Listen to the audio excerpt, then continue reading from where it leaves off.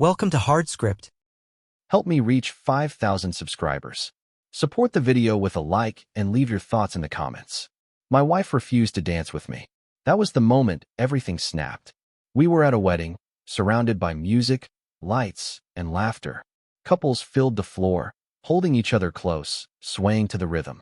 I stood there, hand outstretched, asking my own wife, my partner of 10 years, to share one song with me. She looked at me, shook her head, and said she didn't feel like it.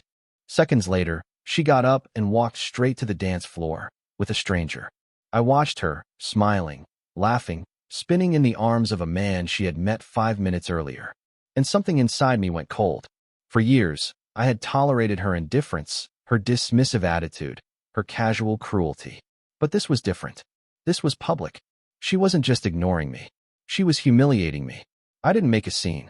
I didn't argue. I didn't drag her off the floor like some jealous fool.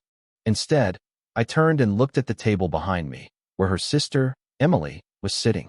Emily had been watching too, her face tight with discomfort, her glass of wine untouched. When our eyes met, she gave me the smallest nod, like she understood exactly what I was about to do. I stood, offered her my hand, and said quietly, "Let's get out of here." She didn't hesitate. She rose, slipped her arm through mine, and together we walked toward the exit. No hurry, no drama, just a steady, deliberate walk. And when my wife finally noticed us leaving, her face froze in shock. She rushed off the dance floor, calling my name, demanding to know what I was doing. I didn't stop. I didn't answer. I just turned once at the doorway, lifted my hand, and waved goodbye. Her voice rose behind me, sharp and panicked, but I was already gone. Outside, the night air felt sharper, cleaner, like I was breathing for the first time in years. Emily didn't say much. She didn't need to.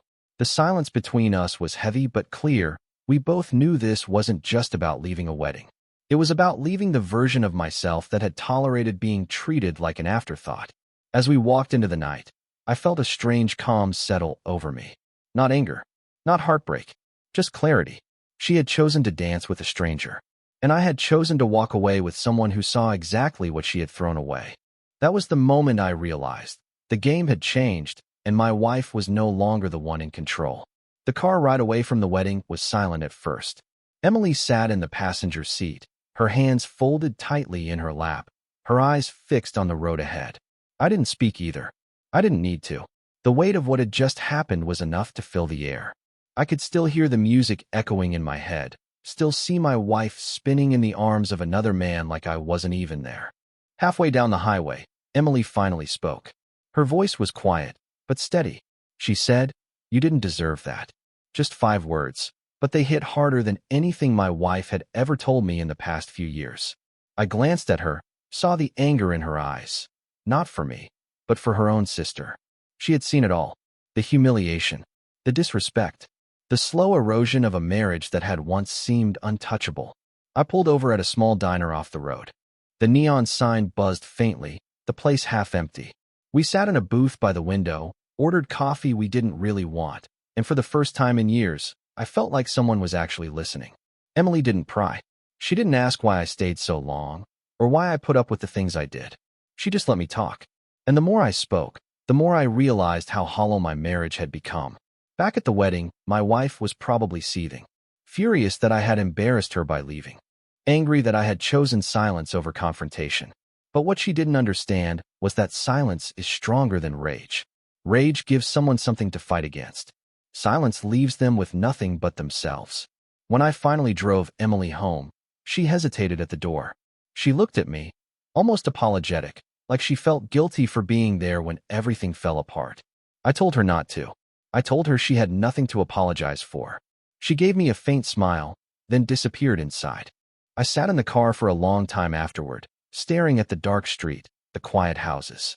My phone buzzed nonstop, calls, texts, voicemails, all from my wife. I didn't open a single one. I just let it ring, let the notifications pile up, while I sat in that silence I had chosen for myself. And in that stillness, it became clear.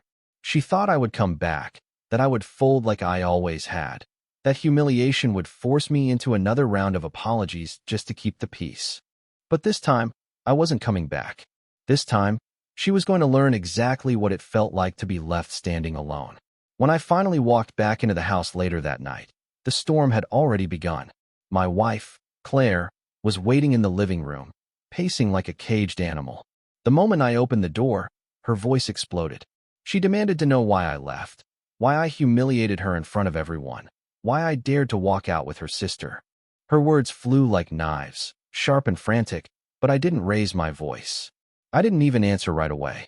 I set my keys on the counter, poured myself a glass of water, and sat down in the chair across from her. She kept shouting, her face twisted with panic. She asked if I was trying to make her look bad, if I had lost my mind. I let her words hang in the air until the room was filled with nothing but her own noise. Then, finally, I spoke. Calm, steady, controlled. I told her, "You already made yourself look bad. I just stopped covering for you." The silence that followed was heavier than all her shouting. She froze, her mouth half open, as if she didn't even recognize me anymore. For years, I had been the one apologizing, the one smoothing things over, the one begging her to meet me halfway. Now I was sitting in silence, letting her drown in her own mess. That night, I slept in the guest room. No explanations, no negotiations. Just distance. Claire tried to come in once, knocking softly on the door, but I didn't answer. I lay in the dark, staring at the ceiling, realizing how peaceful it felt not to share a bed with someone who saw me as disposable. The next morning, she acted like nothing happened. She made coffee, left breakfast on the table, smiled faintly when I walked into the kitchen. It was a performance, and I saw through it instantly. I thanked her politely, ate in silence, and left for work without another word. At the office, I couldn't focus. Not because I was hurt, but because I felt something I hadn't felt in years: control. Claire thought she could erase what happened on that dance floor by pretending it didn't matter. But it mattered more than she could ever admit. That night, when I came home, she tried again, this time with charm. She laughed too loudly, touched my arm as if nothing had broken. But beneath the surface, I saw it, the panic, the uncertainty. She was losing the grip she thought she had on me, and she knew it. And for the first time in a long time, I didn't feel like the one on trial. She was, and she was failing. By the end of that week, Claire's mask had started to crack. She wasn't the confident, dismissive woman who once acted like my attention was a burden. Now, she was restless, watching me closely, waiting for signs that I still cared. But I gave her nothing. I moved through the house with calm precision. Work, gym, dinner, bed. No arguments. No affection. Just silence. One night, we attended a small family gathering. Claire stayed glued to my side, laughing a little too loudly, touching my arm like we were newlyweds. It was all for show, and everyone knew it. Emily was there too. She avoided looking at her sister, but gave me one sharp glance across the room. She hadn't forgotten that moment at the wedding. Neither had I. When we got home, Claire's performance collapsed. She accused me of embarrassing her again, of making her look desperate. I didn't respond. I hung up my jacket, went to the kitchen, poured myself a drink. She followed me, her voice trembling now, not sharp. She asked if I was punishing her, if I was trying to hurt her. I turned, met her eyes, and said, "No, I'm just done protecting you from yourself."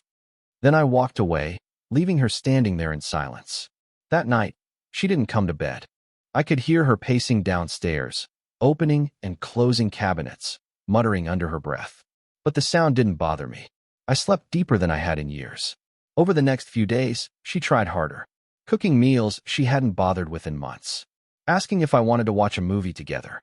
Even slipping into the guest room late at night. Her voice soft as she asked if we could talk. I kept my answers short, polite, and final. "I'm busy. Not tonight. No need." Each word pulled her further into the emptiness she had created. By Friday, she broke. She confronted me in the kitchen, tears in her eyes, begging me to tell her what I wanted. I set down my coffee, looked at her calmly, and said, "I wanted a wife who respected me. You wanted a stranger. You made your choice." Her knees buckled as she leaned against the counter, covering her face with her hands. I walked past her, grabbed my keys, and left without another word. And as the door shut behind me, I knew the truth. For the first time, she was the one left standing alone, while I was the one who finally walked away. By the 5th week, Claire's desperation had sharpened into paranoia. She hovered in doorways, watching me like she was trying to read my thoughts. She rifled through my jacket once, pretending to straighten it on the hanger. Another time, I caught her glancing at my phone when I left it on the counter. She wasn't looking for connection anymore. She was looking for proof that I was slipping away from her. What she didn't understand was that she didn't need proof. I had already gone. One night, she snapped. She confronted me in the living room, her voice trembling as she asked if I was in love with someone else. I didn't flinch. I told her, no, I'm just not in love with you anymore. The silence that followed was devastating. She stared at me like she hadn't heard me right, her mouth opening and closing without words.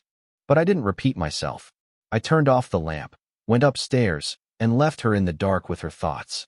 The next morning, she acted as if nothing happened. She made pancakes, poured coffee, smiled too brightly at the kids. It was another performance, a desperate attempt to mask the cracks that were splitting her open. But the kids weren't fooled. They clung to me more, asked me to sit beside them, laughed at my jokes. Claire sat at the far end of the table, smiling faintly, but her eyes were glassy, distant. That week, Emily called. She asked if I was okay, her voice cautious, knowing the situation with her sister was unraveling. I told her I was fine, better than I'd been in years. She was quiet for a moment, then said she understood. That silence between us carried more weight than all of Claire's begging combined. By Friday night, Claire broke again. She followed me into the guest room, tears running down her face, whispering that she didn't want to lose me. She reached for my hand, but I pulled away gently. I told her, "You lost me a long time ago. You just didn't notice until now." She collapsed onto the bed, sobbing into the pillow, while I stood and walked out. And in that moment, the power shift was undeniable. For years, I had been the one begging for her attention. Now, she was the one begging for mine. But the difference was clear. I had stopped listening, and she was finally realizing what it meant to be unheard. By the 6th week, Claire's panic was written across her face. She moved differently now, hesitant, fragile, like every step was an attempt to keep me from drifting further away. She used to walk through our house with confidence, acting like everything revolved around her. Now she lingered in silence, waiting for me to give her some sign that she still mattered. But I gave her nothing. One evening, she tried again. She dressed up in a silk dress I hadn't seen in years, put on perfume so heavy the whole house smelled of it, and waited for me in the living room. When I walked in, she smiled nervously, asking if I wanted to go out with her, just the two of us. I looked at her for a long moment, then told her I already had plans. The smile on her face froze before slipping into something hollow. She didn't argue. She just sat down, staring at the floor as I walked upstairs. Later that night, I overheard her on the phone. She whispered to someone, probably her mother or a friend, that she didn't know what was happening to me, that I was cold, distant, different. She cried quietly as she said she thought I might leave. I stood outside the door, listening, not out of guilt, but out of confirmation. She finally knew the truth.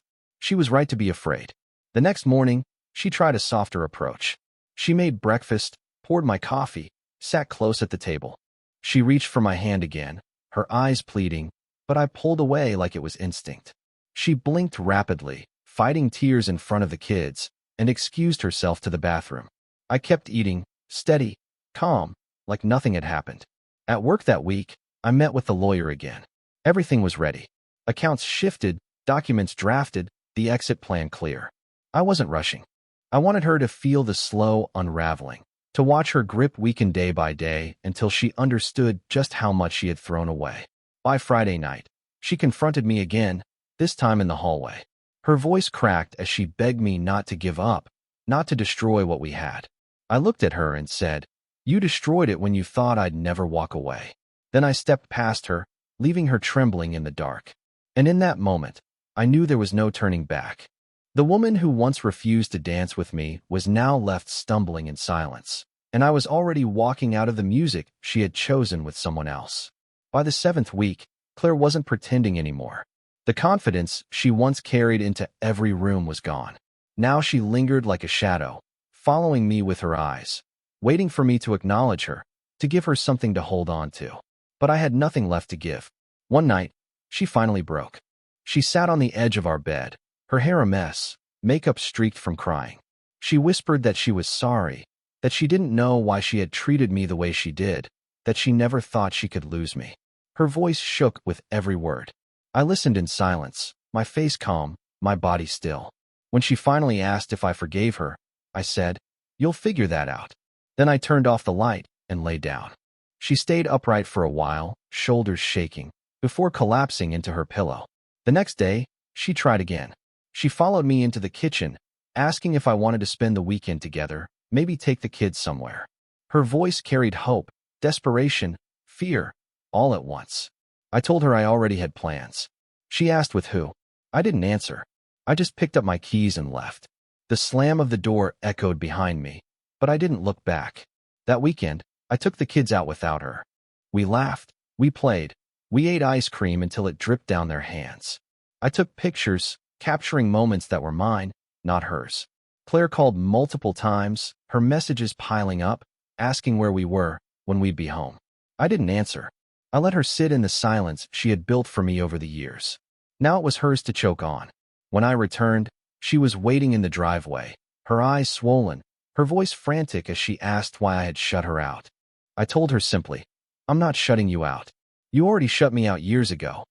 She flinched like the words had struck her, but I walked past her, carrying the kids inside, not sparing her another glance. That night, I heard her crying in the bathroom. The sound of her sobs against the tiles was raw, desperate, broken. But I didn't move. I didn't comfort her. I lay in bed, steady, silent, letting her face what she had created. And in that silence, she finally understood. I wasn't punishing her. I wasn't teaching her a lesson. I was gone, and nothing she did could bring me back. By the 8th week, Claire's fight was gone. What remained was desperation, raw and exposed. She hovered around me like a stranger in her own house, trying to reconnect with a version of me she had buried long ago.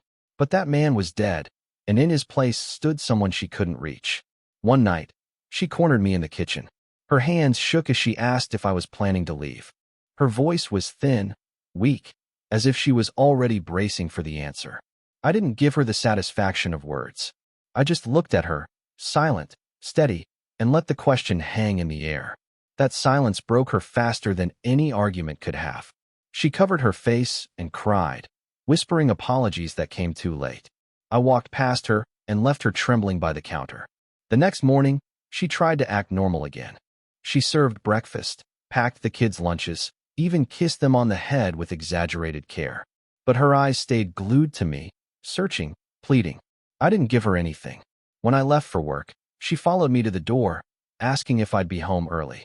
I didn't answer. I just stepped outside, shutting the door behind me. At the office, I finalized everything with the lawyer. Papers were ready, accounts were separated, the next move was mine to make. There was no anger driving me now, only precision. Claire thought she could stall me with tears, with apologies, with empty gestures of love. But this wasn't about her anymore. It was about me reclaiming my life. That weekend, I didn't come home one night. I stayed in the apartment I had quietly prepared, a place Claire knew nothing about. It was small, bare, but it was peaceful. The silence there didn't weigh me down.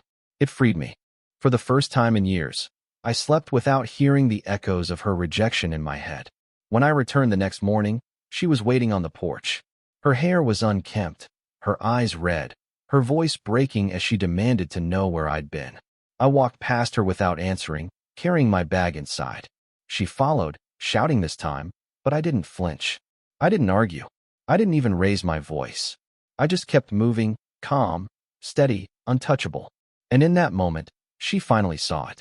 The man she thought she could control had already walked away. All that was left was the echo of footsteps she could no longer follow. By the 9th week, Claire was unraveling. The confident woman who once dismissed me with a glance was gone, replaced by someone pacing the house like she was lost inside her own skin.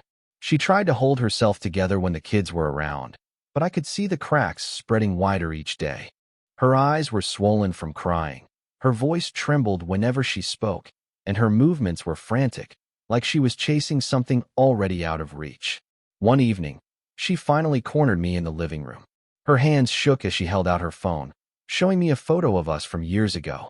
She whispered that she wanted us back, that she'd do anything, that she couldn't live like this anymore. I looked at the photo, then at her, and said, "That version of us doesn't exist anymore." Then I stood up and walked away, leaving her clutching a memory that meant nothing to me now. The next morning, she tried again. She cooked breakfast, her movements slow, deliberate, as if she thought routine could glue us back together.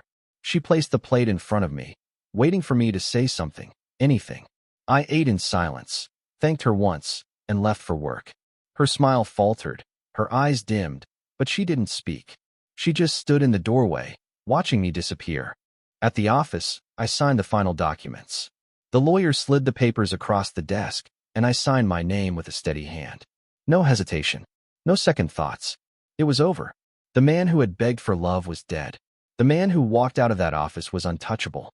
That evening, I returned home with the envelope in my bag. Claire was waiting, her face pale, her body tense, as if she already knew. She asked if I was leaving her. I didn't answer. I placed the envelope on the table and walked past her.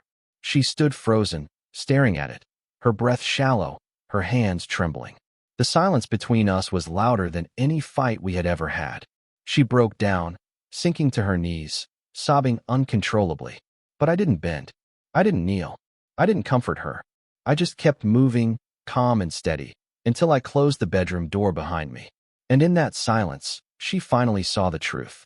I wasn't threatening to leave. I wasn't bluffing. I was already gone. And all she had left was the echo of what she had thrown away. The night I placed the envelope on the table was the night everything ended. Claire sat there staring at it, her hands trembling, her face drained of color. She whispered my name, asked me if this was really happening, if I was really going to walk away. I didn't answer. I didn't need to. The silence was enough. She opened the envelope with shaking fingers, her eyes darting across the words that spelled out the end of us. When she looked back up, tears were streaming down her face. She begged me to reconsider, to think about the kids, to give her another chance. I stood still, calm, detached, and told her, "This isn't about the kids. This is about respect. And you lost mine a long time ago." Her sobs filled the room, but I didn't flinch. For years, I had cried silently while she ignored me, begged her for affection while she turned her back, asked her to stand by me while she chose strangers instead.